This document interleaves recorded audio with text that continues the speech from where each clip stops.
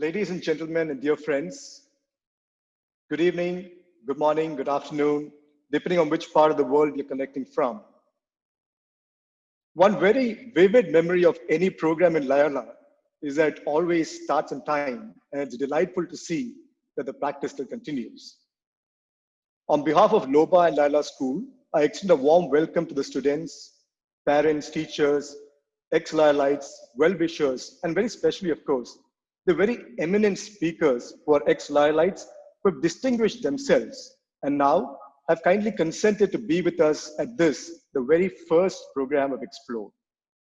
Well, as many of you already know, Explore is a very exciting new LOBA initiative to open up horizons and opportunities for Loyola students and the LOBA family.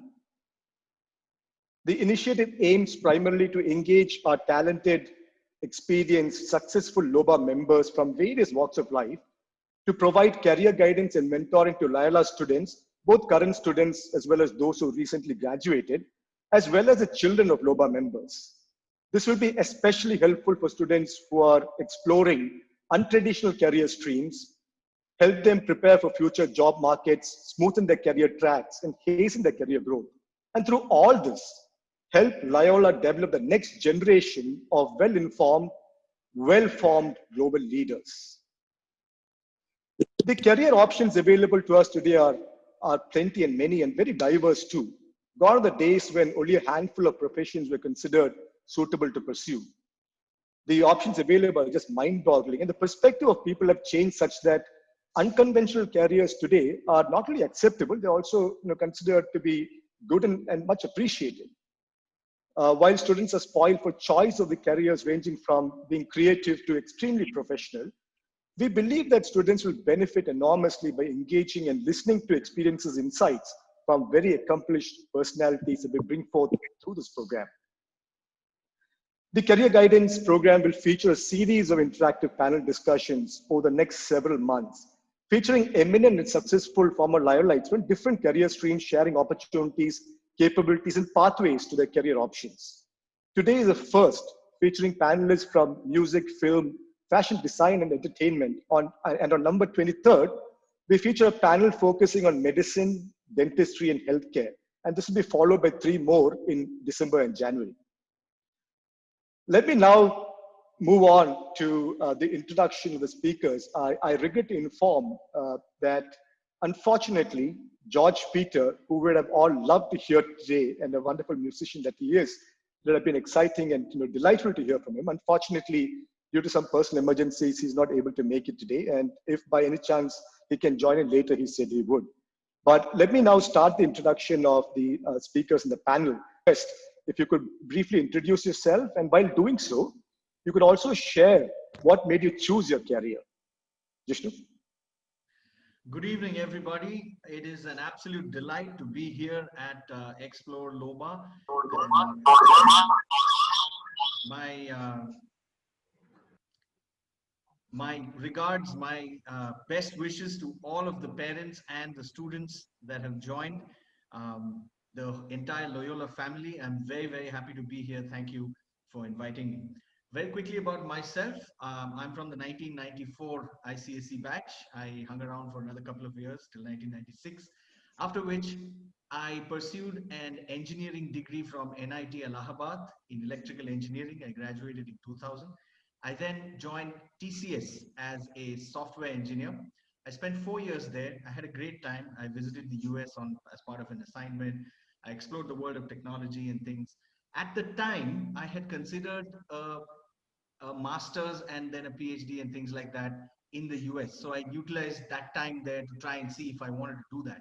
But my trip to the US made me realize that I did not want to live there. And I came back to India and pursued an MBA. An MBA, in many ways, is like taking a dip in the Ganges. All your past sins are forgiven, and now you can do whatever it is that the world believes that if you have an MBA, you can do anything. So I did that, and then after that, I got an interest in marketing, and I joined ITC Limited, which is one of India's best marketing employers, especially if you would like to learn about branding and sales.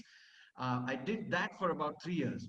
And that is when I joined and pursued a music career with Swaratma. Now, the background to this is that throughout the time that I was in college, I was a professional, IT professional, I was a management student, I was a management trainee. I've always been involved in music. I always used to find myself gravitating towards other musicians because I used to enjoy playing music with others.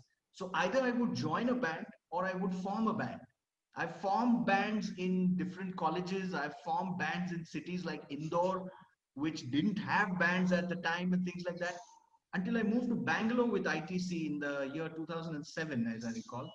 And I joined through the friend of one of our co-panelists. Sumesh will know. Sumesh is one of Suraj Mani's very good friends. I joined Swaratma, the band, as a result of an introduction made by Suraj. And during that period of meeting this band, Swaratma, I realized for the first time that this is a band that is more serious about music than I was. And it was a hugely inspirational experience to be a part of a band that's writing their own songs, speaking out about the things that they believe in. And it was a thrilling thing. But at the time, even then, it was something to do on weekends. Until the year 2008, when a lot of excellent, amazing, really wonderful things happened to Swaratma in the year 2008. We got our first album release contract, our first international tour, our first out of station tour, and things like that. And it became obvious that if I did not take this seriously, I would never really know where this could lead. And so, with a lot of trepidation, I left my ITC job in the year 2009. The band Swaratma then went on to release 3 albums. We've been on a number of international trips, tours. We've played concerts to a lot of people in a lot of parts of this country. We have contributed music to a lot of wonderful projects, and we continue to do so. But our thrill here is to feel strongly about the world around us and express that in the form of songs, which we love to perform. So that's been a part of my journey, and I'm happy to, share more experiences and listen to what it is that you have to say. Thank you very much, Jishnu. That's certainly very interesting. I mean, you started off on a career which I think most of us would give, an arm and a leg to kind of to pursue, and he gives it up for what really was his passion. And we'll probably talk about that a little bit more as we go. But Santhosh, can I ask you to carry on with the introduction and what led you to your career?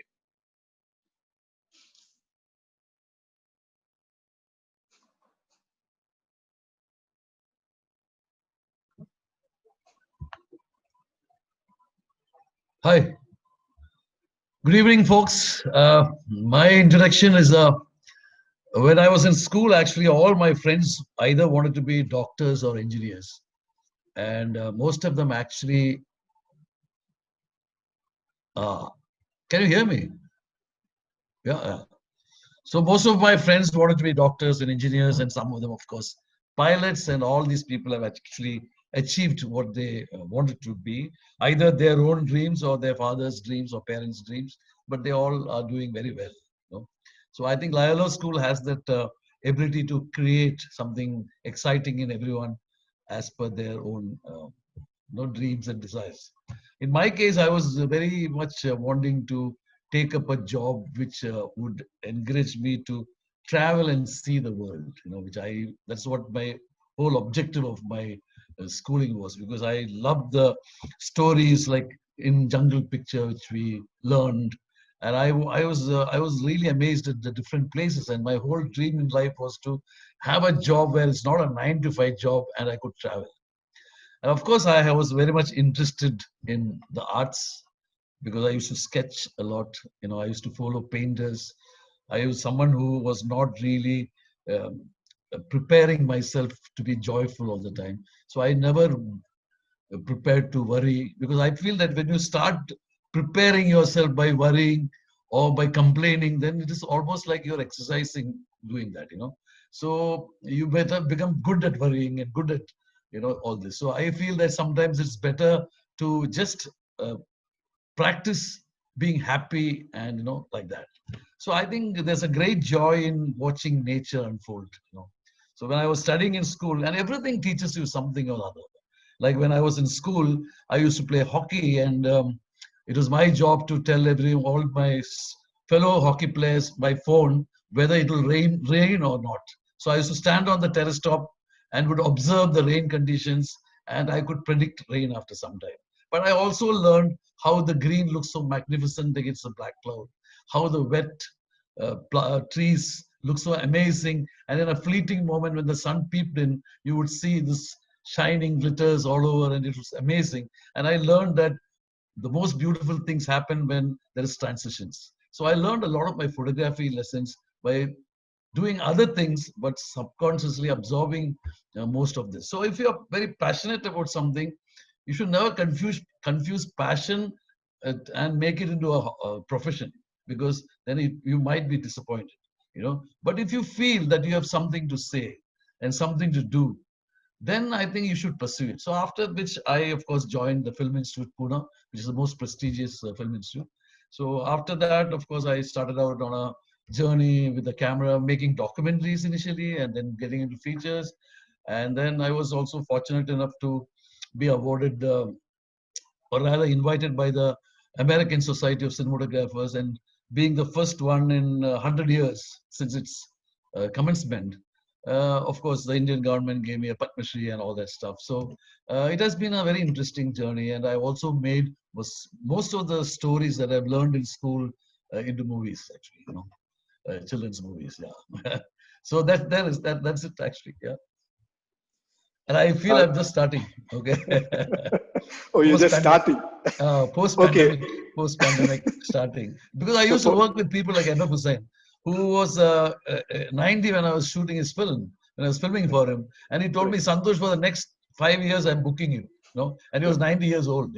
So something that you have to take away from these artists and politicians is that there is no age limit for retirement. Yeah. Right. That's interesting. So here we have a person who's just starting. And the person who's just starting, by the way, incidentally, happens to be a Padma Shri, happens to have got 14 national awards. No. Happens to have, no, you're just starting. Happens to have got 21. What is behind you? What is behind you? You forget. I always feel But like that. but just for the benefit of the audience, Santhosh, permit me to indulge and let the audience know what is this thing that you're starting from. 14 national awards, 21 international awards, the first GLA award, the Global Leadership Award that was instituted by LOBA, that and is good. also and that is good. I like that, actually, because I could tell all my friends, know what, yeah, you guys have been studying in US and thing and all that. What's the point, man? Now, Santhosh, because they're all known as Santhosh Sivan's batch now. So what to do now? Santhosh, I'm going to come back to you on something which will be of interest to a lot of parents. And let's take that up in a little bit. Yeah, please. And that's a point around what you said about passion and not to kind of necessarily be led only by passion when you choose a career. But let's come back to that in a little bit. But another very interesting personality, and of course, Jishnu talked about him very briefly, and I'm sure had George Peter been here, he would have had a lot to say for Sumesh, who is a person who's excelled in his career. Sumesh, can I have your introduction as well, please? Go ahead. Hello. It's a huge honor to be in this panel. Thank you, LOBA.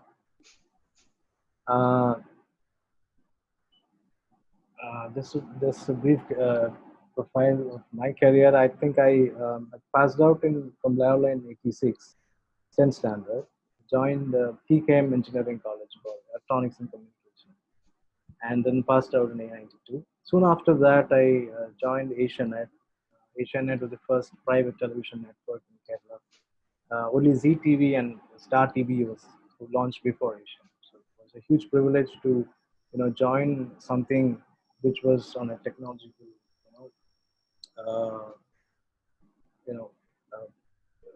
I joined AsiaNet as a trainee and resigned in 2010 as assistant vice president. It was a career spanning 18 years. And been largely in projects during my career in AsiaNet. When so much technology advances were happening back then. There was the optic fiber technology being launched. There was internet over cable being launched.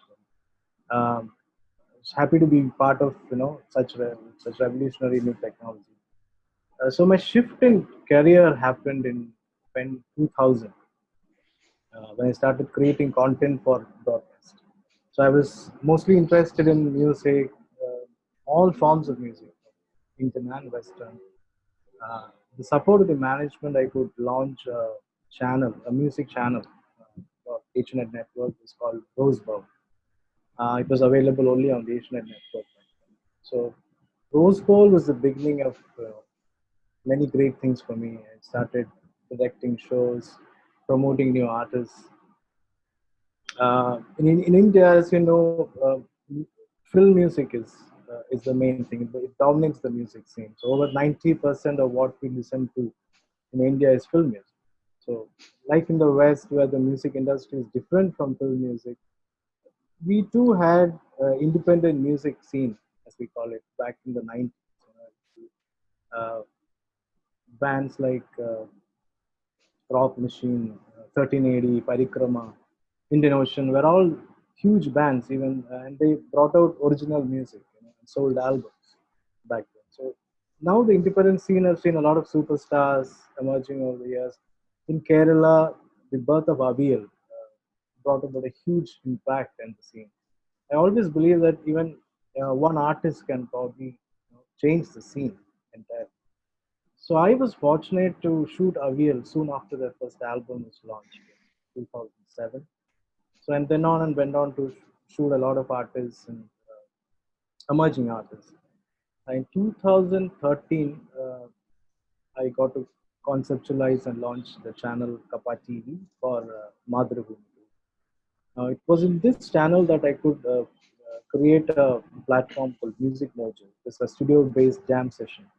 Uh, and where artists could showcase their original compositions, which I believe paved way for a vibrant indie scene in Kerala, especially Kerala. So new bands emerged from the show, bands like Thaikuram Bridge, Masala Coffee. Just examples, we've shot over 500 bands in the last 6 years of music motion. I also happened to direct a feature film in 2018. So it was premiered at the International Film Festival of Kerala, IFFK. It is called Humans is Some. It's there on YouTube. The full film is on YouTube. It went on to win awards in international festivals like the Berlin Festival, Los Angeles, UK, Chile, Tokyo, Kolkata, Cardiff. You must go and check out the film on YouTube. Currently, I head Wonderwall, a design and production house, now focusing on TV content, music festivals, talent management, talent export. What we do is we do cultural exchanges, work with export offices across the globe, export Indian artists to international showcase festivals, as well as bring um, international artists to India to tour India. So looking back, I realized my interest in music started with Loyola. So at Loyola, I still remember they used to play the Beatles and Carpenters and Eagles during our lunch interval sessions in the classroom. So that is when I came to realize, there is music outside film music. And I started exploring music, and I got to it. So everything started with Loyola. So that's a short profile of what I do. Thanks, Sumesh. That's a very, very interesting profile. It's also interesting that you said that your interest in music started in Loyola. I was chatting earlier with George Peter, and he had the same thing to say, and he remembered very fondly the music sir, and how the early lessons in Loyola really helped to build the foundation of what later was to become his career. And I can also see that, like Jishnu, you did take an insurance policy with an engineering degree first before you before you actually eventually decided to pursue your chosen career. But thanks Sumesh for that brief introduction. And Vivek, can we have you on air, and can you give us an introduction of yourself? A very, very fascinating career. I'm sure a lot of us will be very keen to hear from you. Ladies and gentlemen, this is amongst the most well-dressed men in the country today. Go ahead, Vivek. God. Thank you for that introduction. So my story starts in '96, but I would just like to say that at this moment I'm truly very, very humbled to be amongst the in the company of Santhosh, Sumesh, Jishnu. It's fantastic to be here, and thank you, LOBA, for having me. Coming back to my story, so my story is starts in '96, out of school. Um, this was the time when Sushmita had won the Miss Universe, and at that point of time, I was pretty certain that I wanted to do something different. And I was this guy in school who always used to spend much of my time excited about the youth festival than anything else. So was always interested in art, sketching, and everything that had to do with art and craft. And much to my parents' dismay, I decided that fashion is something that I would like to take. My dad's an engineer, mom's a teacher. You know, the only thing that they wanted me to do was to either take up engineering or to be a doctor. And it was with a lot of struggle that I convinced them that this is what I wanted to do, because I had made up my mind and this was my dream. So, you know, after I passed out of school, I did my pre-degree at the Government Arts College. I did my science. My dad literally made me write all the entrance exams possible across the country. But, you know, I was a horse with closed blinkers, and I told him fashion is the only thing that I wanted to do. And I managed to get through the NIFT entrance, which was quite tough because there were only 7 centers at that point of time, you know, long time ago. I graduated from NIFT winning an award, and I was placed in one of the nicest, perhaps, design companies in Chennai called Camacheria, where I had the privilege of working with a lot of European labels like Armani, Kenzo, Zara. You know, these are some fantastic labels which does very beautiful value-added, you know, products. During which I was exposed to the world of fashion, both in India and internationally, where we used to travel, we used to work with the designers, we used to create collections, and it was the most beautiful experience ever. One, to travel the world, B, to be there, you know, amongst the likes of these international designers and see how they work and how they put collections together. It was very, very fascinating.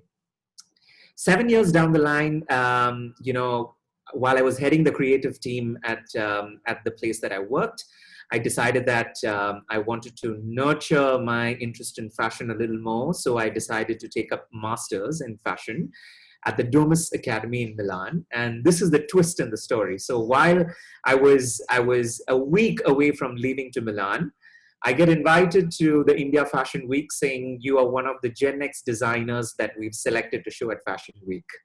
And kaput, there goes my parents' heart again, where, you know, they thought that me going to Milan is going to fix all the issues. And unfortunately for them, and fortunately for me, I decided to stay back, take up the opportunity, and give it a shot at the Fashion Week, because I knew that I would be showing my collection amongst the likes of the greats like Rohit Bal and Tarun Tailiani, Manish Malhotra, and all of them.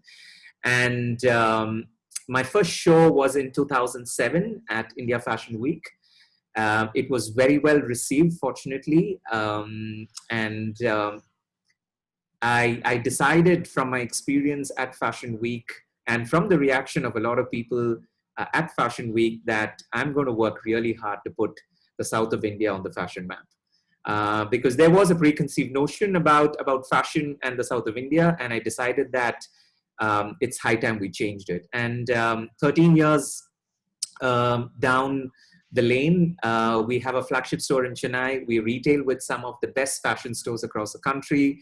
We take our shows to a lot of you know, international locations. We've been fortunate enough to work with a lot of interesting people like Ranveer Singh, Shankar Mahadevan, you know, a lot of them, A.R. Rahman, Amy Jackson, Mohanlal. We've been fortunate enough to dress Mr. Christian Louboutin himself at the Met Ball. And I can say that perhaps, I'd be very fortunate to say that GQ has included me in the best dressed men list over the last 3 years. So very thankful for that. And it's been fun. It's been a great ride. It's been fun. And there is nothing more fabulous about me deciding to chase my dream. So, yeah, that's it. Right. Thank you very much, Vivek. I must tell everybody listening here that it sounds very interesting. It sounds very romantic. Here's a fashion guru, and looks so appealing. But I would really want to ask you that for all the glamour that there is, I would expect there's a lot of sheer hard work. And that's something I might want to probably come back perhaps with each of you. But before I get to that, you have now met everybody in the panel, and it will be useful if we can get some sense of who is there in the audience. So I'm going to quickly put up a couple of polls, and you see that right now on your screen. So can I request all the people who are attending this particular program to please answer the first question of the poll, which is, are you a Loyolite? Are you a parent? Are you ex-Loyolite? Are you a staff member? Or are you a guest?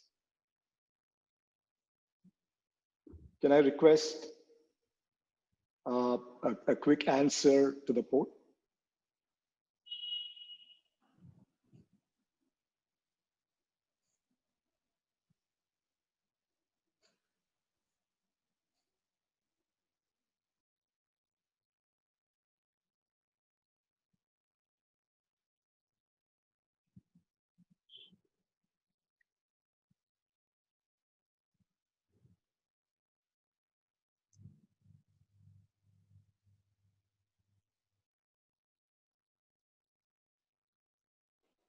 We'll stop in 5 seconds. So if you haven't already answered, please do so quickly. And we have one more question coming up immediately after this. That's great. I think almost all of you have answered.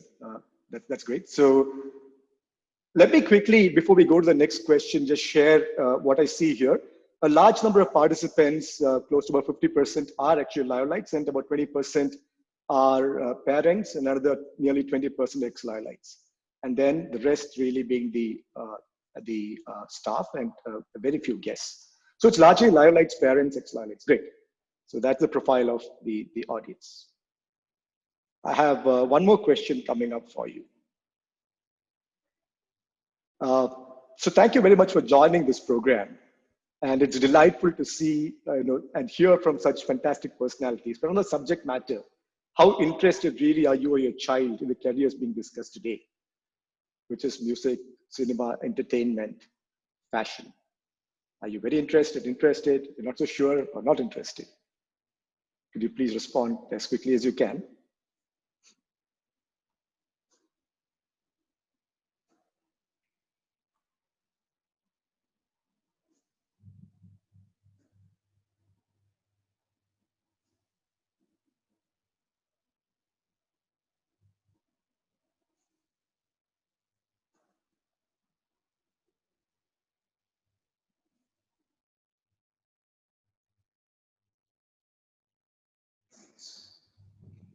We'll be closing this in 5 seconds. I can see 90% have already polled, so that's great.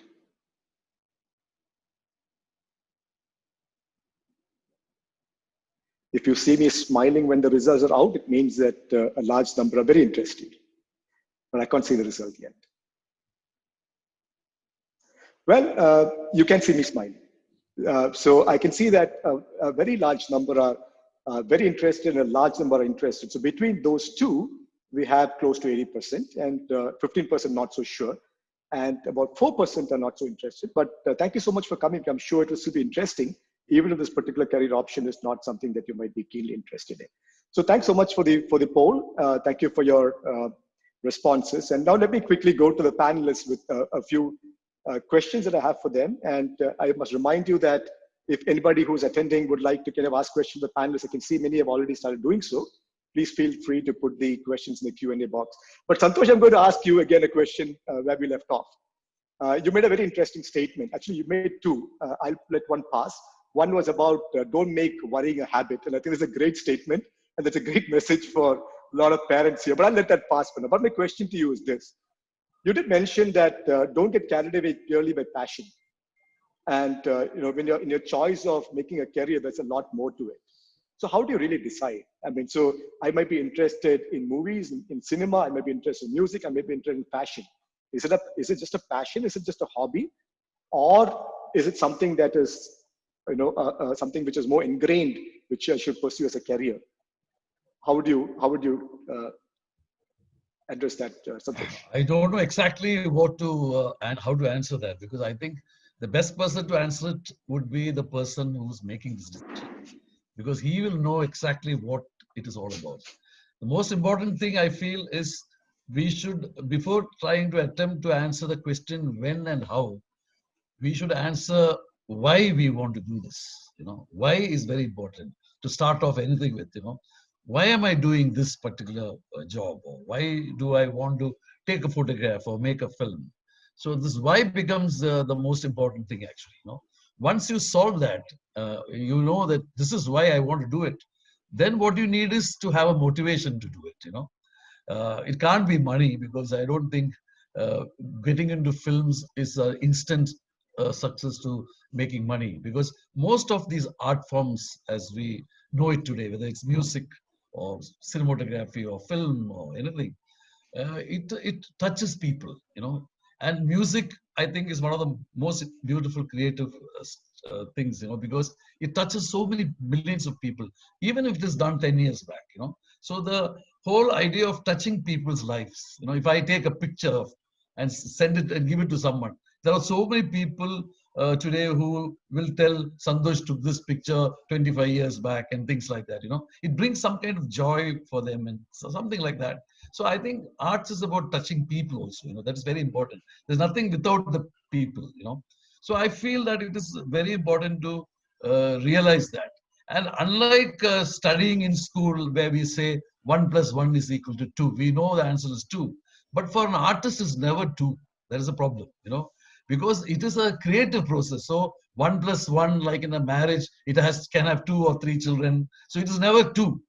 So likewise, if you actually are trying to visualize something and try to picturize it, we are not recording it. So if you are going to make it something unique, then it cannot be what you learned. It has to be another expression to it. So it has to be added on, So some of your personality should come into it. How you see it, how you perceive it. So unfortunately, you can't learn this business, it is not something that you can learn. Even if you want to learn photography, the right way would be to, or filmmaking, to go to film institute. But even for going to film institute, you need a degree. And that's a master's, So you need a degree to go to a film institute. This is very important, because you can't simply make films without any experiences of college life or this life or that life. So all of this is just a journey. Then finally, when all this happens, you know it within you if you can be good in it or not. So you're the best person to make the choice. It is not the parents. It is that particular person. And if he has answered the question, why I want to do this, then he is on the right track, actually.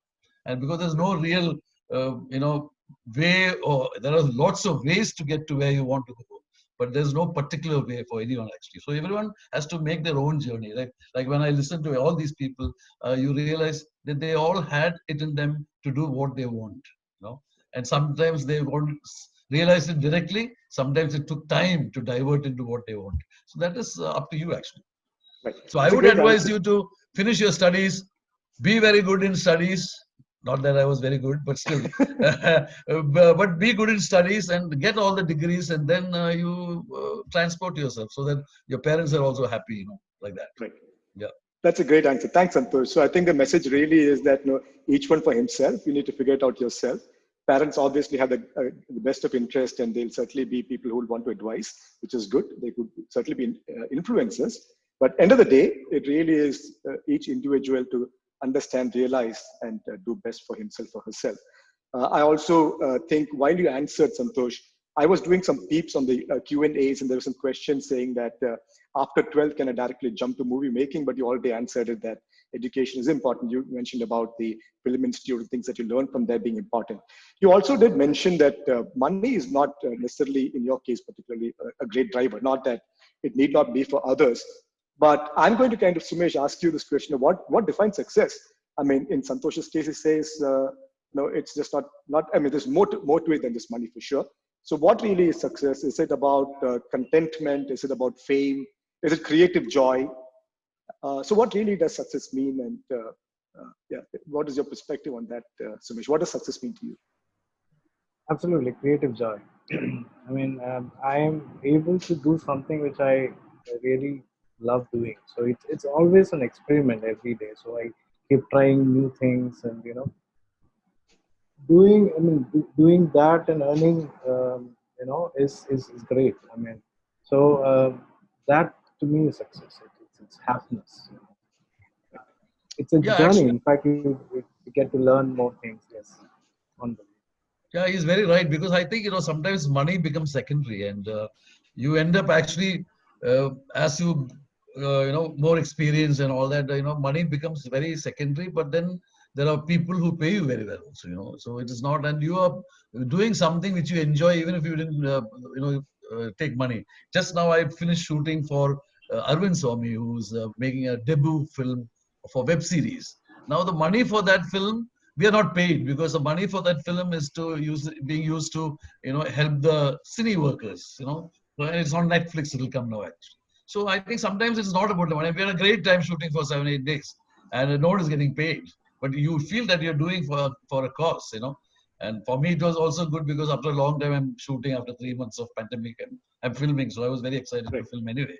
So I Right. sometimes think it's not about money. And sometimes I feel money is also important because some of your dreams can be true. And your dreams necessarily does not mean to do with films.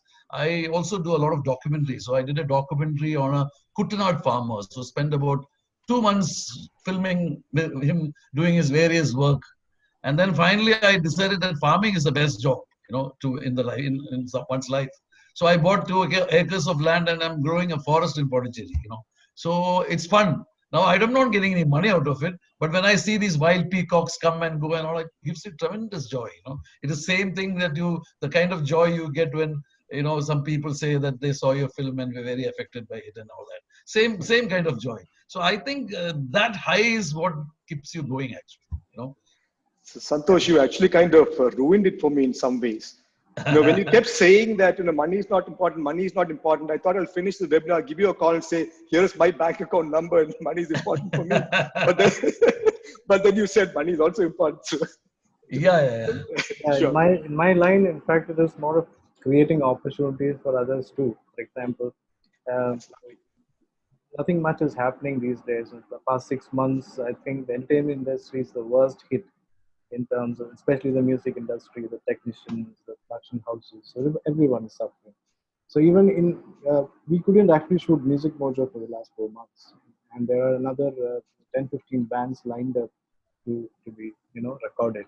So last week we created something new, whatever possible within the possible COVID protocol situation.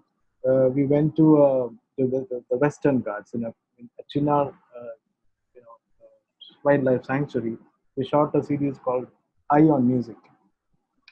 So within the protocol we could do such things. So that again is creating opportunities for artists. That in fact once we start creating those opportunities, everything else will come together. Everything else will start That's happening. That is absolutely. what I always believe. Absolutely, and I can see that really gives you a lot of joy. Particularly you being a person who is involved in actually creating numerous music festivals where you bring people together, giving them all opportunities together, and the more that you give, and the more that you kind of engage them, that really gives you joy, which is great Yeah, to just hear. to see the audience really enjoying a music concert. They're just Exactly. having a great time. Is high. I mean, an absolute high for me. So that Right. is the whole thing. Right. Vivek, let me come to you with a question. Uh, so we talked about successes, right? And it's not always a bed of roses. And that's what in your introduction also, it may not be your case, but I suspect it will be. I believe that anybody who is kind of made extremely well for himself or herself would also have had a lot of struggles. So can you, and assuming that is true, can you tell us a little bit about what were some of the struggles? What are some of the failures? What are some of the difficult experiences you've had to get to where you were, where you are? Like I said, because I chose the less trodden path. It was extremely difficult for me to make people understand what it is that I'm doing, right? As in, because when you talk about fashion, the only thing that comes to everyone's mind is about the fashion show. But I think behind all the glitz and glamour, there is a lot of hard work, blood and sweat that goes into, conceptualizing, bringing the collection together, the pattern making of it, how it all comes together to make it look the way it does, right? Now, for me, I still remember, when I was in college, that was in NIFT, my dad used to send me a small, measly pocket money of 600 rupees, right? And that wasn't enough to buy any stationery. I had to really, I decided that I needed more money, and I decided to work in a restaurant as a steward from 7 in the evening to 2 in the morning for a salary of 800 rupees. And it was the most beautiful experience of my life. And it has actually shaped me to think the way I think today, because it was very humbling and it taught me the value of a lot of things, right?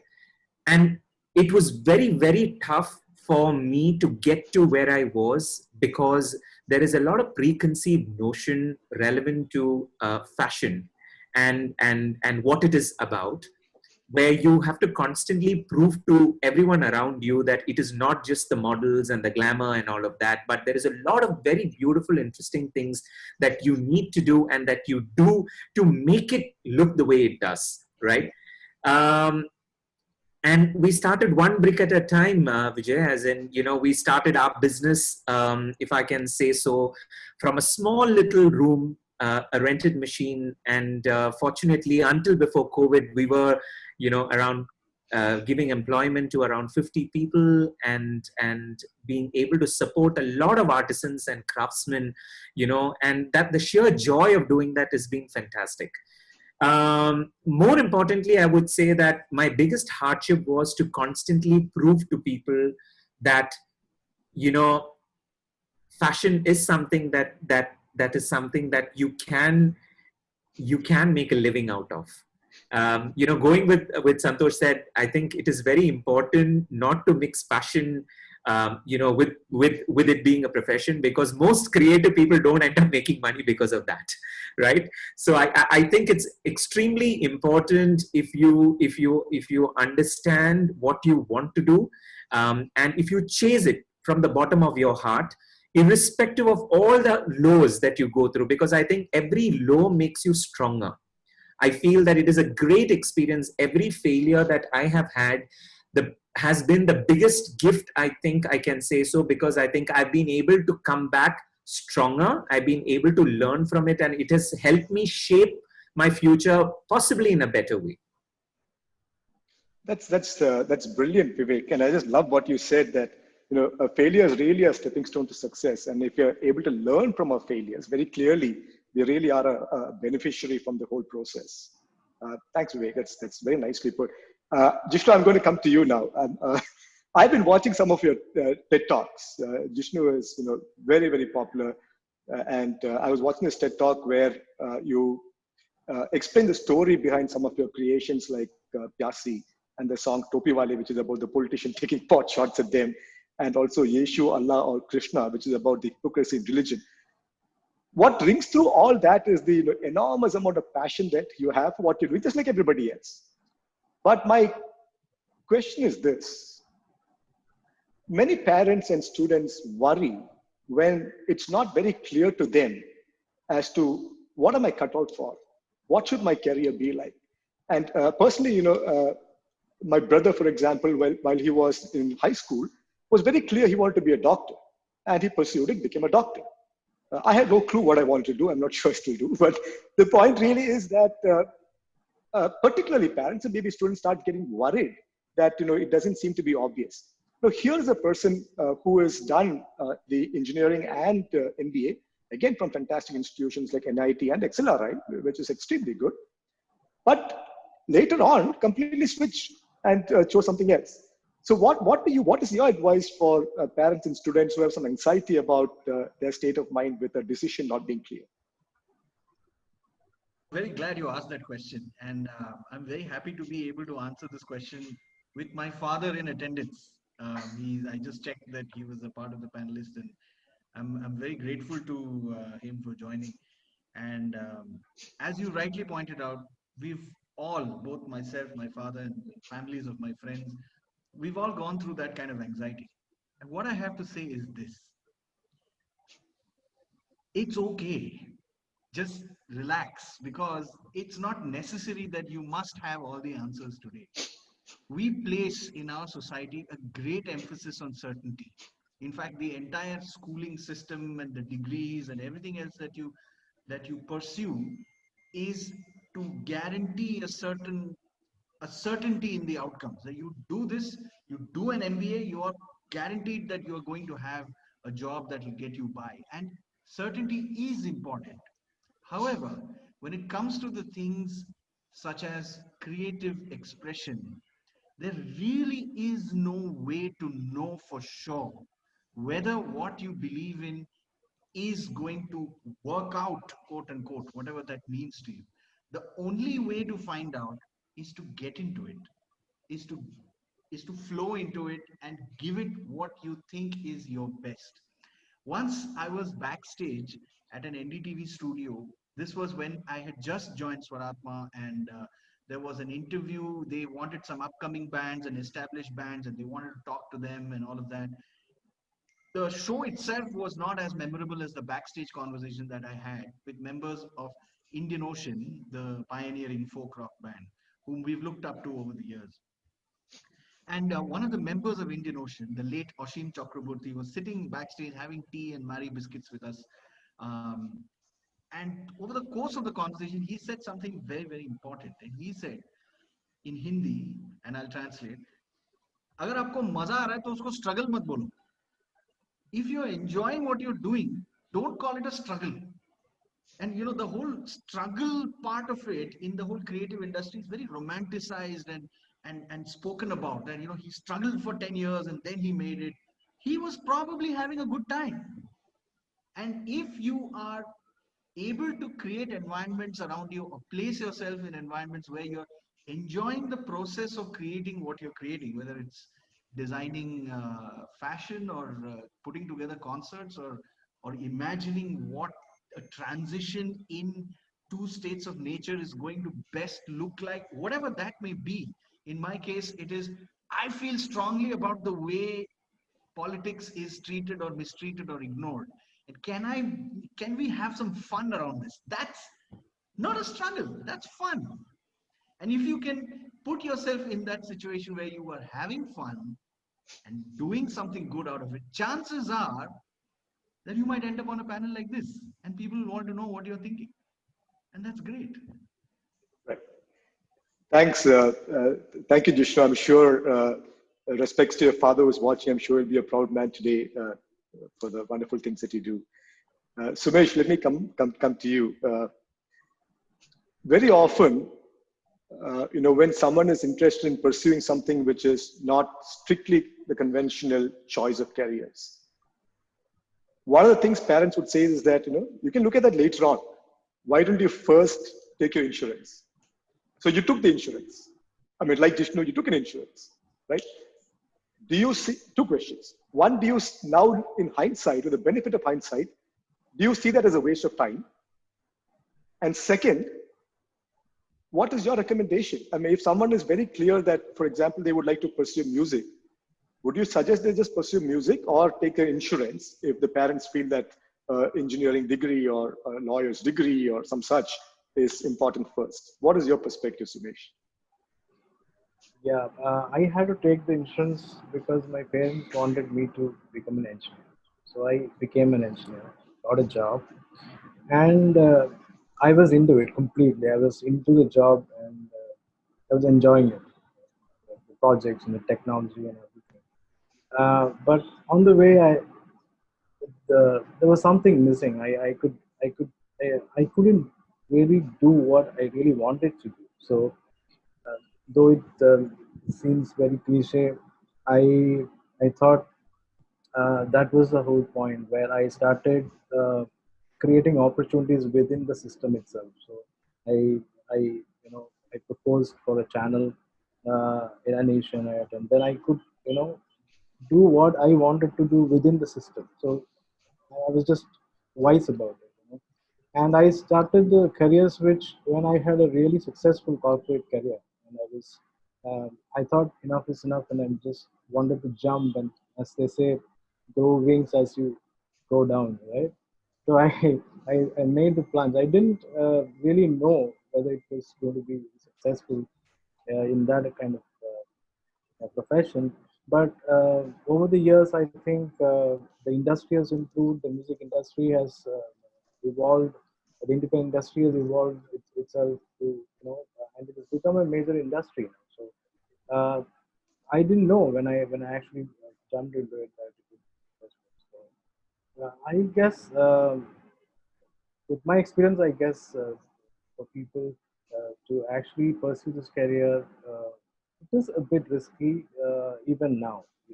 So I would suggest that they get a degree, get a good job, and then see how it goes. Maybe like 10 years after a successful job, you could probably get into your passion and get into something alternate that will bring you more joy. That Right. is what I think. I have something to add to that. I agree with what Sumesh has just said.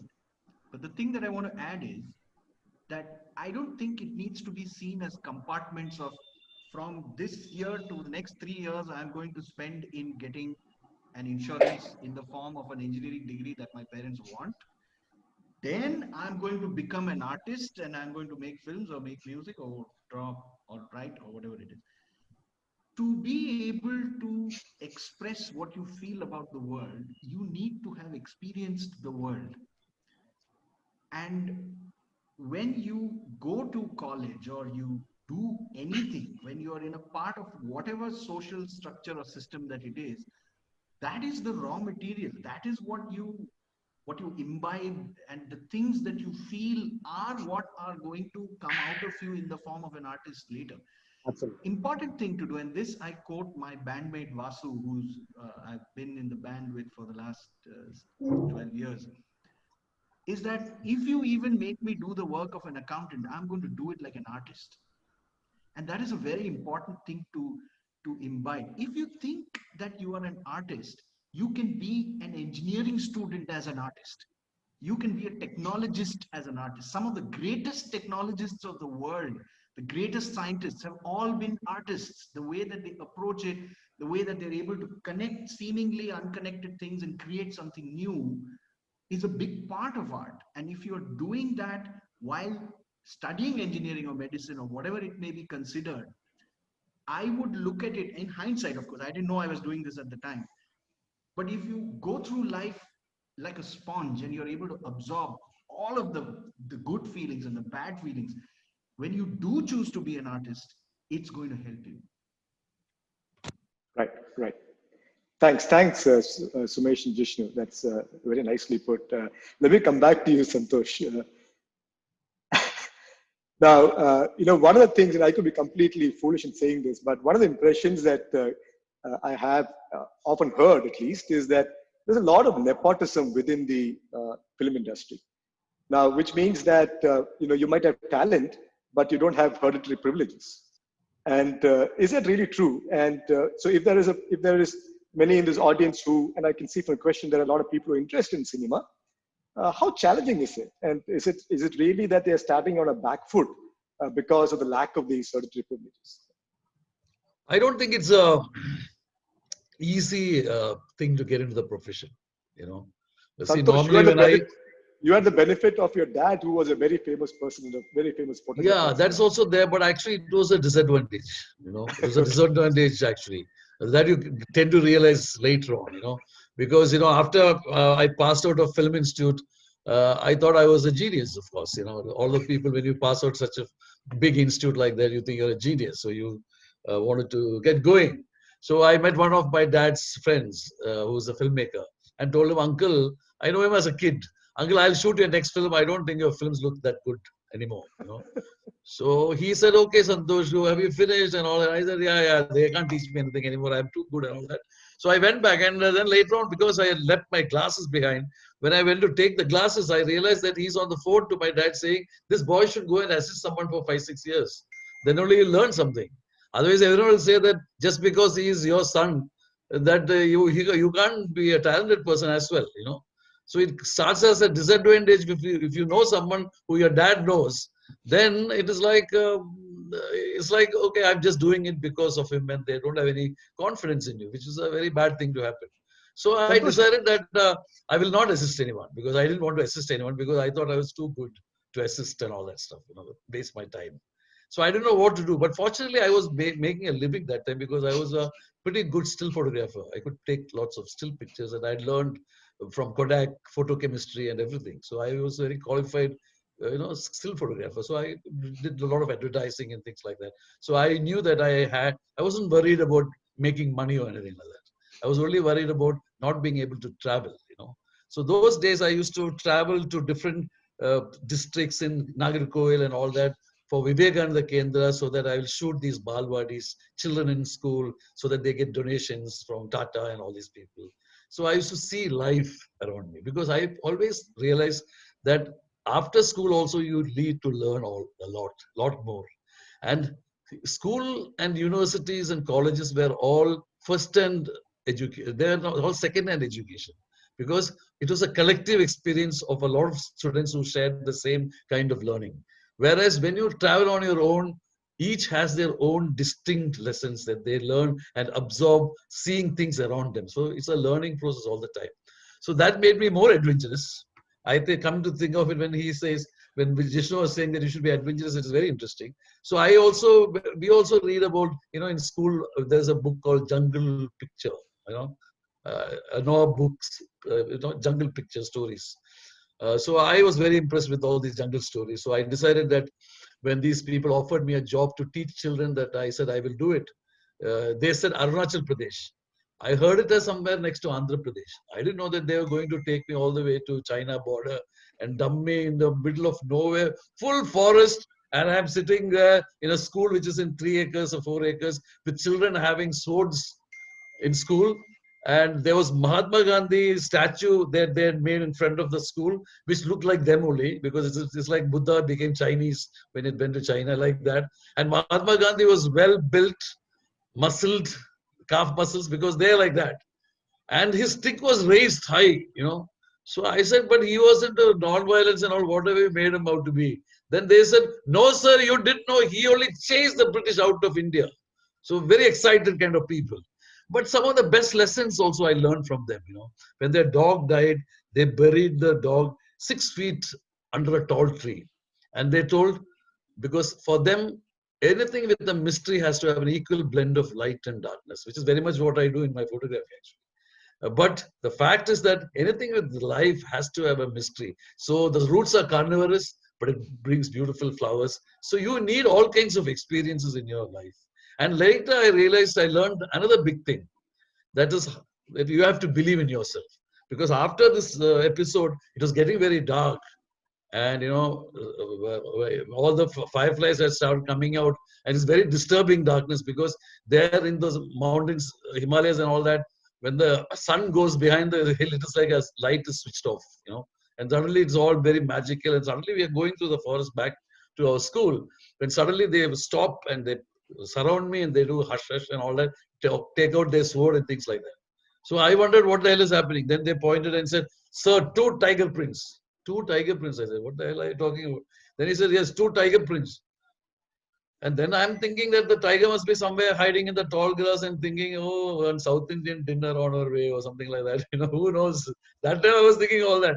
Then I asked this person the boy, Apong, if you see a tiger, what will you do? Then he said, we will run very fast and climb tall tree very fast. Even with the little coconut climbing experience, I don't think I can be that good to do that if you see a tiger. So I told the boy, see, Apong, I don't know how to climb tree and run like you very fast. So what will I do? Then he looked at me very confidently and said, don't worry, sir. You see tiger, you learn everything very fast. you know. So I think the idea is that everyone knows somewhere that it is there. So every day there should be a tiger behind you. Then what you can accomplish in um, uh, 1 hour, you'll accomplish in 15 minutes, you know, like that. So you should say that the only thing that is valuable and we don't have is the time. The time is very valuable. So we should do. Achievements are okay, you know. Achievements are what, when you do something, like when I was a kid, we used to make sand castles near the closer to the wave, the more exciting. And then there is a strange pleasure when the wave comes and smashes it also. That is also there. Just like they do in Ganapati Puja, after 10 days of celebrating, they dump it into the sea. So that is also a process, you know. So we should not think too much about past achievements and, oh, I got that, nothing like that. That all will come and go. But the fun of doing something is something that you should relate, just like Jishnu was telling, that we should enjoy the moment, you know. When you make a sandcastle, the more closer to the wave, it is more fun. If you take it away, it is not so much fun. So there is that danger attached to it, which we have been trained in childhood itself to enjoy. So, and also we as children have been given these amazing 18, you know, all humans have this 18 years of being under the parents so that you can discover, you know, not like animals. Like humans have the tendency to wanting to discover. So they're under the care of the parents till 18. So they have so many questions arising out of the mind. So it's a part of human nature. And you realize that it is the same all over the world, actually. You know? It is not just here or there. So I think it is amazing. And you should be truly thankful every day that you are normal. You don't have, you know, you have all the faculties intact. You know, there are so many people without all those faculties, you know, who have, for whom it is more challenging. So I think we should be grateful for what we have and see how we can create maximum joy in our lives. You know, Right. that is what is important. It's interesting, Santhosh. I mean, I'm not sure I got the answer to the question, which is of whether there's nepotism, but it was so fascinating listening to you, so I just thought I would interrupt. But but certainly very, very No, interesting. it is not nepotism. If you're talented, your talent has to come out somewhere, you know. It will. And I Right. So think today it is a much easier way of doing it, because photography in those days and filmmaking in those days were much more expensive and complicated. Right. Now Absolutely. digital world has come. Even Right. before learning to read and write, you have actually learned how to take a picture. That's But right. then you also miss things, like when you take a picture with the camera is not the same as sketching. When you sketch, you have to observe. So Right. when you do something in school and you learn to sketch, even though in school those I'm tempted to ask you about the instance of a biology class yeah. where you were asked to draw a frog, weren't you? Yeah, Shanta. See, because you know, when you sketch, you want to sketch very interesting. In school, when I was Shanta and I was our teacher actually, and so they wanted to show the parts of a cockroach actually. So I had the cockroach sit next to a window, light and shade, very very stylishly, and then it is connected to a spider web. So she has to look at where this web is going to find out the answers. So it was remarkable. It was a very remarkable sketch. So she gave me some marks for sketch, but zero for biology. So I That's think, hilarious. but That's it was hilarious. fun to do all that. You know. But in school, I used to do quite a bit of that. I like my Sir Kuriako sir, even though I was very bad at maths. Kuriako sir was my favorite teacher, and he still is. I met him during the global event. I invited him personally. I wanted to meet him actually. He said that I'll be never good at maths and you're a hopeless guy and all that, because I invented what he called the new mathematics, which is very good because instead of writing the answer as 5, I would give him an equation to complete the answer. So if the answer, so he I has think to do all that. I really think, Santhosh, you should recommend to LOBA to do one session on my life in Loyola with just you as a speaker. I think it'll be a it'll be a very Yeah, exciting it'll session. be a lot of fun because it'll be. I think it'll be. We actually have this fun thing in our WhatsApp group, But 76 batch. for what of time, Santosh, let me just come back to Yeah. the career guidance part, and I'm going to leave this open to any of you on the panel, which is that it's possible that some of you might have had people who are mentors to you, who have really supported you, and who have really helped and guided you.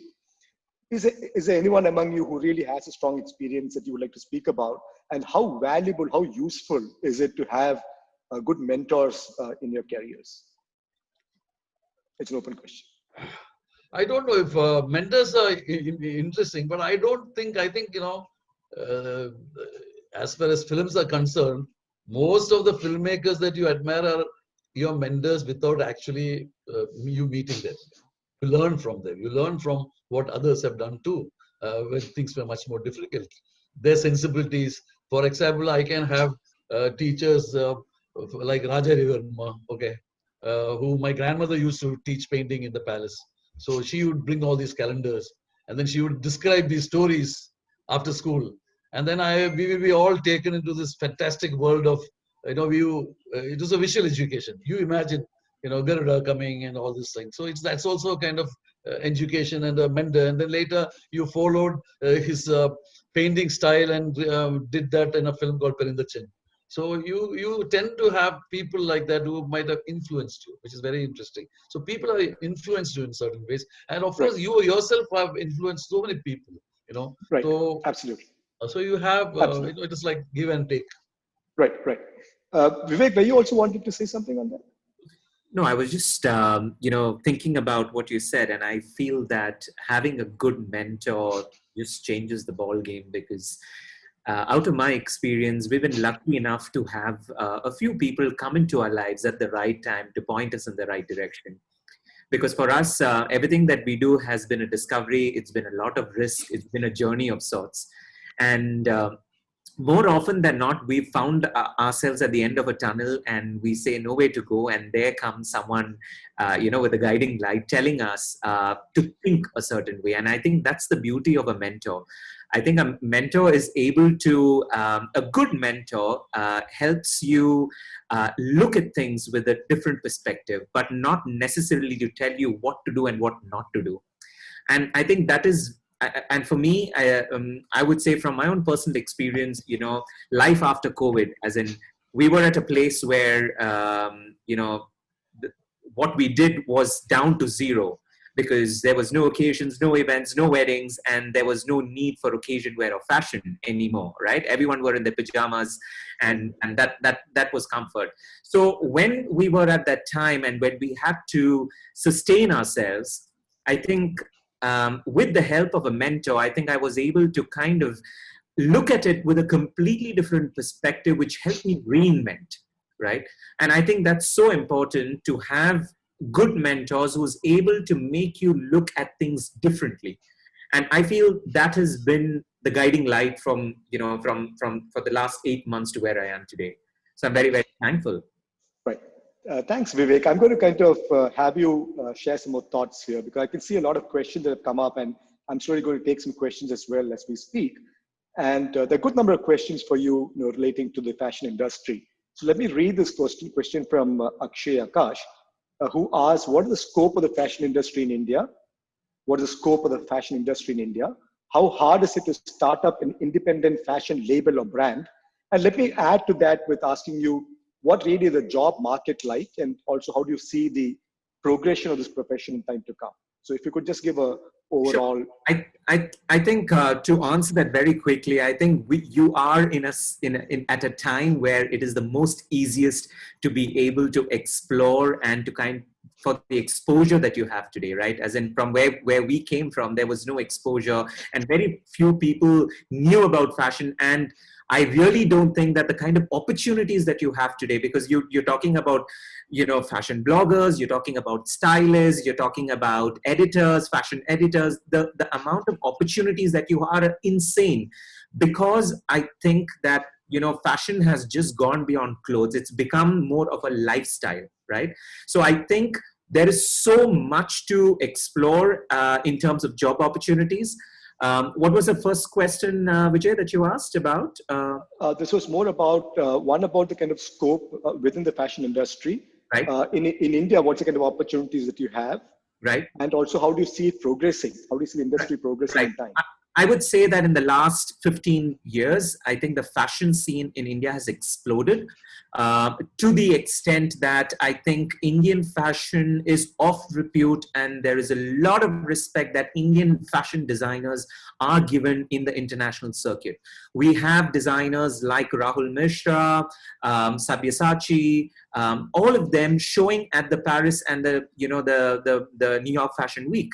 And I think Indian fashion is something which is being looked at for the art and craft and the colors and whatever that India has to offer in terms of culture in a very, very beautiful way. And it is only going to go from strength to strength from now on. Right. With the amount of colleges which is available right now, the training institutes, and the exposure that we've had, I think it is going to be a huge boom, which is already happening, if I may say so. Right. To start a new brand, I feel that you need the grit and the risk-taking ability to go through that whole process of getting your fingers dirty, learning, and then to be able to establish. Right. That's interesting. Thank you, Vivek. To Jishnu and Sumesh on the music scene, the question really is, could you give us some advice in terms of what might be the appropriate courses to kind of pursue, which are some good colleges, what is the admission process like, what kind of training, what kind of apprenticeship, how does one prepare himself or herself for this career?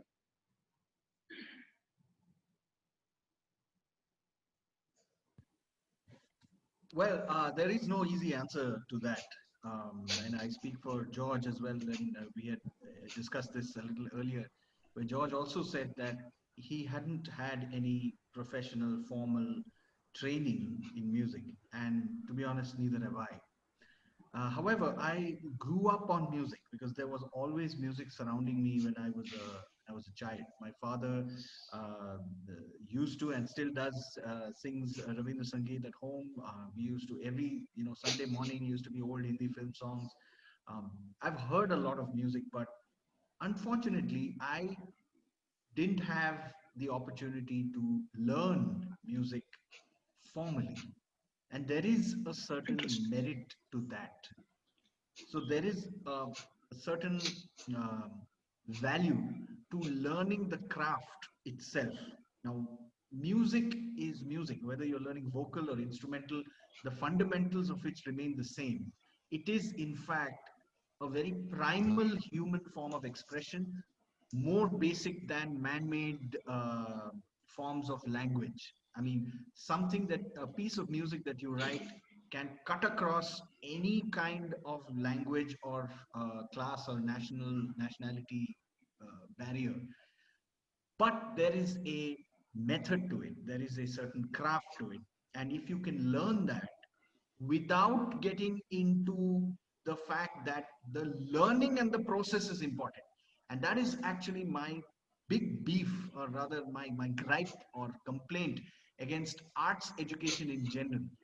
That when you are taught a particular art, whether it is painting or whether it is music, it often devolves into, I want you to learn the process and replicate, rather than I want you to learn these techniques which will help you to express yourself. So coming back to the question of what are the courses that you can take, what are the apprenticeship, what is the college that you can join, I don't really have the right answers to it because they are not from my personal experiences. Yes, there are excellent colleges and institutes where you can learn music formally, but more than that, I would say is learn the specifics of a certain form of music that you like, that is important, but temper that with the idea of living life and experiencing it so that you're able to play and create the kind of music that appeals to you first and therefore appeals to other people. Right. Thank you, Jishnu. Sumesh, would you have any comments on that, on the same question?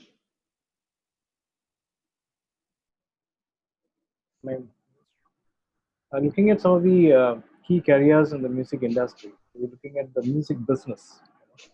There is a music producer. So a producer understands both the creative and the commercial aspects of the business and develops relationship between musician and the record label.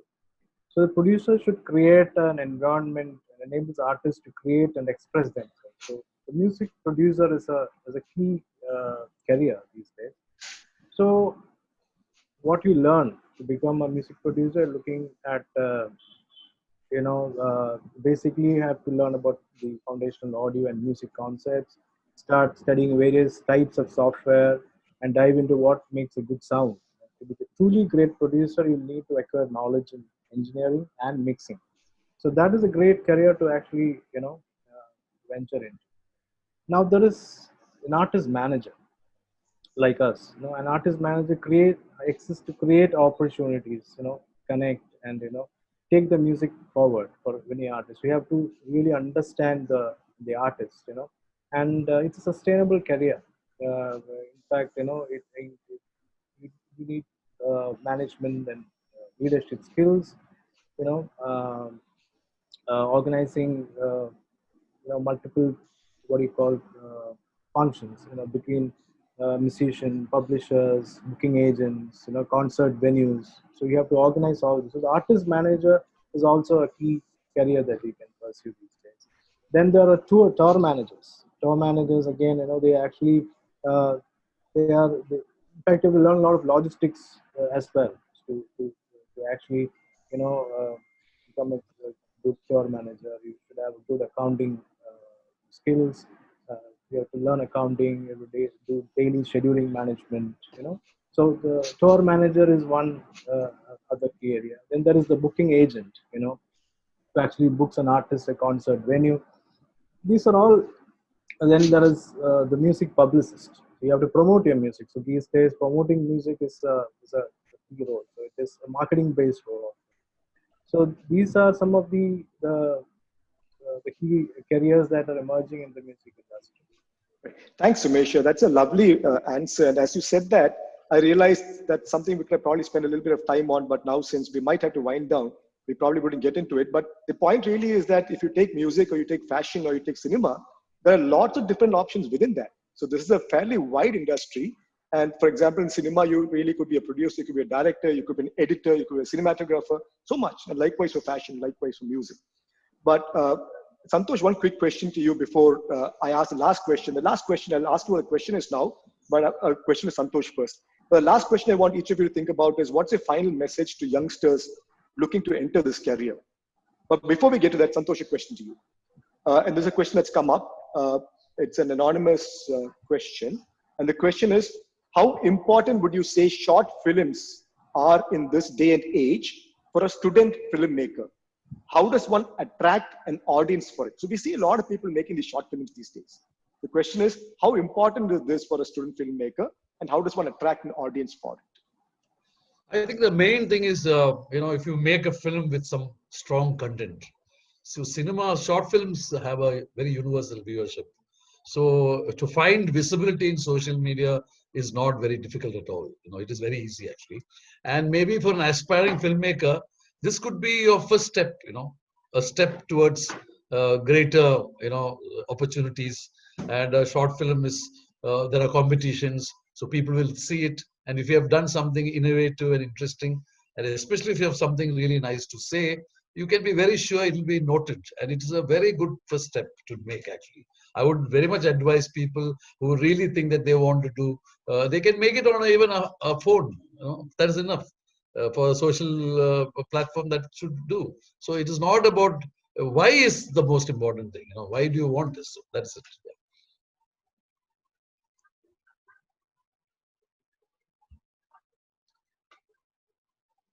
Yeah. I've lost sound. I'm sorry, I was on mute. That's a great answer, Santhosh. And it's also comforting, I'm sure, to a lot of people who are currently pursuing making short films with a lot of passion. Santhosh, a question to you next is, what really is a message to youngsters who are looking to enter your career? I think most importantly, I think making a short film is fantastic, whether you're a director or a short filmmaker or whatever, or a cinematographer, because you will get to know your hands around things. It's not as easy as one thinks it is. Right. Otherwise, so I think once you have made sure that this is what you want to do in life, then don't lose focus. I think what Sumesh and Jishnu and all these people talked about is exactly that. Don't lose focus after you have committed, after you have jumped into the sea, then you better learn how to swim. So once you get into it, you don't lose focus. And I think, Vivek was talking about mentors coming in. There will be someone who will come in who, if they feel that you're very sincere and making an effort, there will always people who will come and help you out achieve your goals. So I think don't lose faith in people. That is what I would say. Right. So Thank you. you're not alone. Yeah. Right. Thank you, Santhosh. I think it's a beautiful answer. A couple of points very clearly that came out is one is about staying focused and keeping at it. And the other point that you mentioned, which I think is a great point, that someone will come sometime. And I've always felt that if you're really passionate, there'll be a lot of people who will really kind of be there to help you succeed. Exactly. Right. Right. So, Sumesh, let me go to you. What is your final message to youngsters who are choosing music as a career?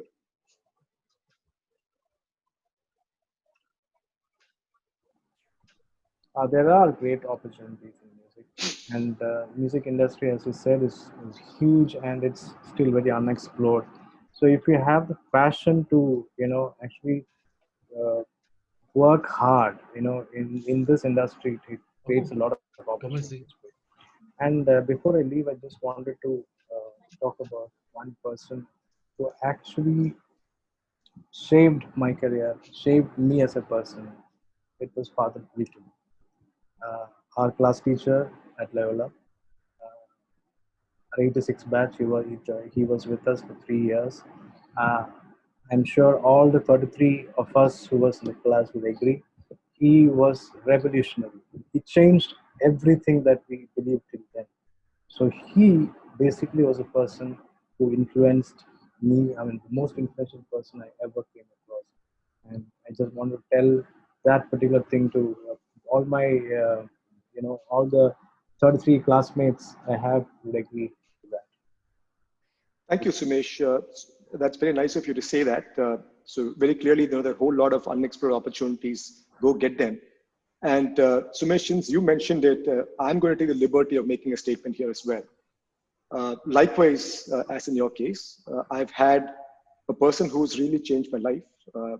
I was a person who was regularly taken to the principal for acts of mischievous behavior. I had the good fortune of being the school leader, but even then it used to continue. It was not perhaps a case with precedent that the school leader would be taken for misbehavior to the principal. But he was one person who, in my mind, really changed everything for me. And I would like to kind of, not just to my classmates, but the entire world today, that I owe it to him, not for having made it big, which I have not, but certainly for having seen through and not become a rogue, which I might have become had it not been for the deep understanding he had in how to bring up children. And I think that I think the school has benefited a lot of us. I'm sure when I speak, I'm sure it will resonate very well, because this person I'm talking about is Father Varki, who's no more today. And he's had a huge influence, as many other people in Loyola have really influenced a lot of us here. And I also take this opportunity to thank all of them. But let me not go on that note, because that's not the purpose of this meeting. But thanks for saying that, Sumesh, and it rings very well with me as well. Jishnu, why don't you go ahead with your message for the youngsters? There was this question that came in that I'd like to pick up and answer, because it's in line with the question that you asked me to answer as well, which is, a help me choose between IT and music. And there's a question here that says, I want to become a music director in the Tamil film industry, but I love the IT field too. But my parents are not willing to make me a music director. They're saying, keep your music as a passion. I want to make it as a profession. And I'm inspired by the hip hop Tamira group. They're a musical duo in Tamil Nadu. What should I do? Now, there are one or two interesting things in your question. First of all, your parents cannot make you a music director. You have to be a music director if you want to be one. And if you're inspired by hip hop Tamira, I mean, the hip hop movement across the country is really just taken off. And it's an excellent, amazing way that young people are talking about the way they feel about the world. And if they are an inspiration, there's definitely points in their story that are likely to resonate with you. When it comes to IT, if you enjoy IT, as I also did at some point. It's not that I did not like my job. In fact, I was good at my marketing job. I loved doing it. But the point is, if you enjoy IT, you're blessed. You have what I call a portfolio life. You can have different, portfolios in your shelf. If you want to be good at IT, pull out the IT portfolio, deepen it further. If you want to deepen your involvement in music, go deep into it. The thing is, let's try not to see the world of IT and the world of music as so different. They are not that different. They're you're going through life in both those situations. When it comes to making progress as a musician or as a music director, start small. Find your equivalent of a short film that Santhosh was talking about. What is it that you can do that resonates with you as a musician and probably finds, you know other people getting it, you see other people getting excited about something that you create. As is the case with digital photography, the world of digital has revolutionized the ease with which you can bring a musical idea into the world. It's very simple if you have patience and the ability to work hard. If you're able to do that, then you're likely to be able to make progress with music just as much as you can enjoy IT. You can do both, and it's fine to do both. So, parting comments on the question that Vijay asked, which is what would you talk to people? What would you say to youngsters trying to get into the field of music? What I've taken away and I'm reminded of is what Santosh said earlier: is what is your reason for doing it? Are you in it because there's going to be a few people who will say, wow, your music is great? That's one kind of reason. Are you in it because you want to play at the biggest festivals where there are thousands of people who are going to be singing your song back to you? That's another kind of reason. Are you in it because you will get to create something that never existed and create that kind of joy, have that joy in the hearts of people that experience it? That's another kind of reason. If you can find that reason why you want to create, protect it. Protect that reason with your life, because that reason is you're going to be your source of energy.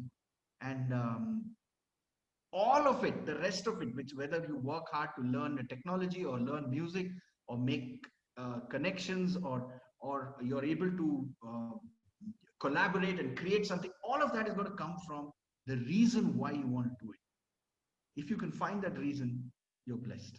I hope we all do. Beautifully put, Jishnu. Thank you very much. Uh, I mean, so it's a lovely answer to somebody who is blessed with having two great options. And Jishnu says, pursue both. Why not? And work hard, start small, and also the lovely way that you put this aspect around find a reason and protect it. Thank you, Jishnu. It's a great, brilliant answer. Vivek. Just unmuting this.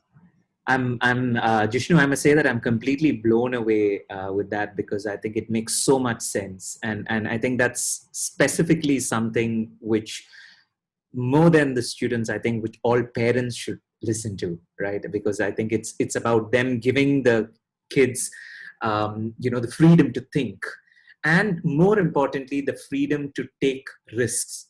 I want to emphasize on that, because I think risk taking is something that we have to get comfortable with, because it is not something that is taught to us generically, either by our upbringing or in school, where we discussed, it is said that you are supposed to follow this path and you are supposed to do this. We are never been spoken to about why not. Right. So I think why not becomes very, very important. And I think whatever that you choose to do in your life, I think the simple mantra is to do it well, right? Go deep, understand it, explore it, and do it as fabulously well as you can. And I think it's about being very, very passionate about it, where it means that you're going to be the best at it. I want to talk about the parting word that I want to talk is about luck, because we always, he's very lucky, right? this happened because he's very lucky. What is luck? I think for me, like someone said, and it remains in my heart, luck is when preparation meets opportunity, right? So I think it's extremely important for us to have a dream, and that dream is going to be the hunger that is going to drive you towards whatever it is that you want to do. You have to be your own competition, right? I think it is that which will make you edge forward, and then luck will happen. All your preparation will meet opportunity, and then that's what's going to take you forward. Thanks, Vivek. Again, very beautifully put. Yeah, I'm actually, so glad. I actually also feel, sorry, Sure. I also feel, Vijay, I think, sometimes it's very important that, you find motivation for everything. You need motivation. So Absolutely. normally in my case, when I start doing a film, I will dedicate it to someone I love very much. So, and then it is a lot of hard work that goes into it. And you will not feel tired because you're motivated and you're doing something for someone you love very much, like your mother or your father or anyone you love. So if you're going to do something for them, then you put all your heart and endless hours, and you'll never feel tired. And every time you think that this is going to for this particular person, you will put more energy and more work than you would normally. So I think that is a very important aspect to motivate yourself. Yeah. Right. Motivating yourself and working hard. So taking Vivek's point, so Santhosh, I'm going to really think that you're a very lucky person, but that's because there's a lot of preparation. There's a lot of preparation, which is what is meeting the opportunity. But thanks, Santhosh, for that. Thank you, Vivek, for the great point, and also appreciate you bringing up this point about the ability to take risks, which is also so important. We might have to, unfortunately, come to this end of the session. Just loved the conversations that we had. I'm hoping the audience did enjoy it too. But I really want to know if the audience did enjoy it. So I'm going to kind of ask for just your patience a little bit more. And here are 3 more questions I might want you to ask very quickly. First, how do you rate the content of today's session?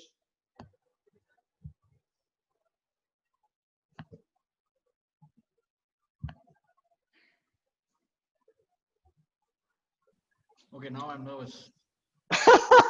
I can see the answer. I can see the answer. And we will close this poll in 3 seconds. I think I can see the progress that stops. Almost everybody is voted. Let me share the results with you. 79% feel it's been very good. Can I have the results of this? Okay, 79% feel it's very good. 20% feel it's good. 5% neutral, and 0% not good. That's excellent. I mean, so congratulations to all the panelists. I mean, 78%, right, have felt that it's extremely good, and almost the whole exception for 5% who feel neutral. So congratulations to all of you, and very glad to hear that this went well. So let me share the results with you as well. I'm hoping you can see that. And can we move on to the next question?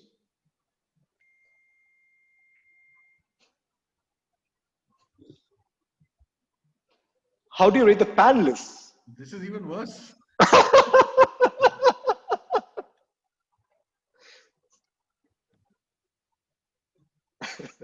And we cannot vote also. Just imagine. Yeah, we need the question. How do you rate the moderator? Moderator, right? No. Okay, we'll end this in 3 seconds. I think we're almost there with. We should thank Binoy for organizing all this. Yes. Absolutely, yes. But let me end this poll now, and we'll come to that. How do you rate the panelists? And let me share the results. Excellent.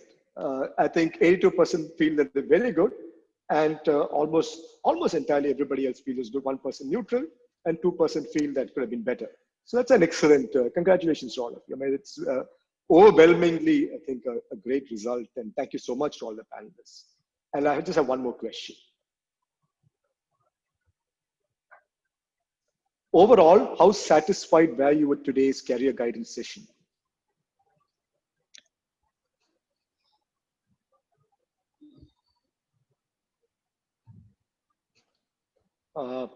I can see that the answers are coming in very quickly this time. Thank you for that. And let's wind it up in 3 seconds. I'm going to end the poll. If there's anybody else, please answer quickly. Thank you. Again, the results, let me share it. I think a large percentage between I think about 64, I need my glasses. I think it's 64% which says very satisfied, 28% says somewhat satisfied, and neutral is 6, and 2% really felt it could have been better. But again, I think that's nice to know that a large percentage feel that this has been useful. And thank you very much for that. Thanks to the panelists. Thanks to the attendees. I will come to your point, Santhosh, and Vinay, of course, done a great job. Let me first quickly just put up one little bit of information on mentoring. So this is basically 2 programs we're doing. One is the Explore initiative, which has the career guidance at one hand and the mentoring on the other hand. I can see the slide up there. The career mentoring program and process has been very carefully designed with an objective to help provide Loyola students with the opportunity to receive guidance, learning, and support from highly experienced global alumni. This also provides a great opportunity for the alumni to give back and share their learnings with the younger generation. So if there are any ex-Loyolites here who would like to participate, please email to exploreloba@gmail.com and let us know. It goes without saying that the success of any mentoring program happens through an active engagement between the mentors and mentees. And our intent is really to provide a valuable source, process, and opportunities for those interested students to learn and grow from that. And our plan is to pilot the mentoring program with initially a small group of maybe about 20 students early next year, and then to expand to a larger group after incorporating various lessons and improvements. And for any further details on the mentoring program, you could connect with Reverend Father Principal. We'll have to come to the end of the session now, and thank you very much to all the panelists. Thank you for your time. Thank you for sharing your deep insights. Let me also thank a large number of ex-Loyolites from LOBA, the principal and the staff of our school, for the huge effort towards Explore and specifically this particular program. A collective and as a representative for the entire team, let me thank Santhosh Suresh. There are a whole lot of people who work behind it. And Santhosh was the school leader in 1997. He's been a guiding light to Explore, supported with a large number of people. Of course, Dr. Ram Mohan, who's a LOBA president, thank you so much for putting this together. I must, Santhosh, also definitely, I think there's been a tremendous amount of support and help that we have got from the backend team, which has been absolutely brilliant. And the work that they have done, I have not, either been a participant or helped conduct a webinar where so much of work has gone into it. And it's just outstanding. It's just outstanding. And we feel privileged to be, a part of an alumni of so much enthusiastic, students and friends. So thank you again. And to those of you who are in India, I wish you a very good night and hope to see you again in the next episode of Explore. Thank you. Bye-bye.